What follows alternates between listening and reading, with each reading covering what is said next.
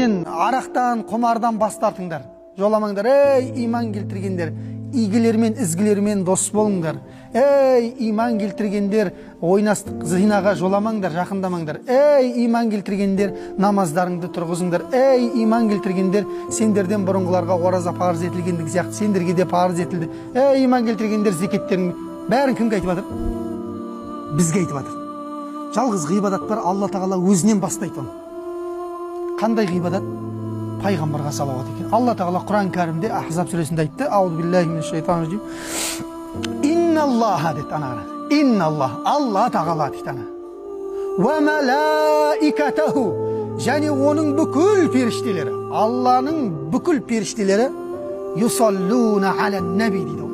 Пайғамбарға салауат айтудың үстінде. Юсаллуна деген араб тілінде осы және келер шақта айтады. Бұл етістікті. Яғни қазірде айтып жатыр, болашақта да айта береді, қиямет күніне дейін айта береді. Кімге? Юсаллуна алан наби, пайғамбар Мұхаммед саллаллаху алейхи ва салламға, басқа пайғамбарларға емес, Мұхаммед пайғамбарға Алла тағала және оның бүкіл періштелері сәлем, салауат айтып жатыр дейді. Ана қараңыздар. Алланы білеміз енді, Алла тағала жалғыз, бірақ періштелер ше? Періштелердің саны бар ғой. Оған сан жетпейді шығар, жер бетіндегі біздің санау құралдарымыз жетпейді шығар. Өйткені пайғамбар саллаллаху алейхи ва саллям хадисінде айтады. Жердегі Қағба сияқты көкте Бәйтул Мағмур бар дейді. Періштелердің тауаф қылатын жері бар дейді. Сол жерде бір күнде 70.000 періште не істейді? Тауаф қылады да шығып кетеді дейді. Кейін екінші күні екінші 70.000 келеді дейді. Ол ана кеткен 70.000 қайтадан не істемейді? Келмейді дейді. Ана қараңыз. Жаратылыс басталғаннан бастап қиямет күніне дейін есептей беріңіз ал.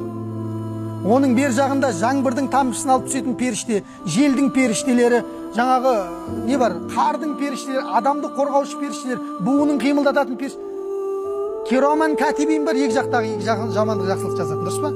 Періштелердің санын Алладан басқа ешкім білмейді, бірақ сол бүкіл періште кімге салауат айтып тұрады дейді? Ана қараңыздар. Пайғамбар Мұхаммед саллаллаху алейхи ва салламға салауат айтып тұрады дейді. Көрдіңіз бе, қандай ұлы ғибадат. Барлығы болғаннан кейін енді кімге келіп жатыр? Бізге келіп жатыр Алла тағала. Я юхалладина аману, ей иман келтіргендер.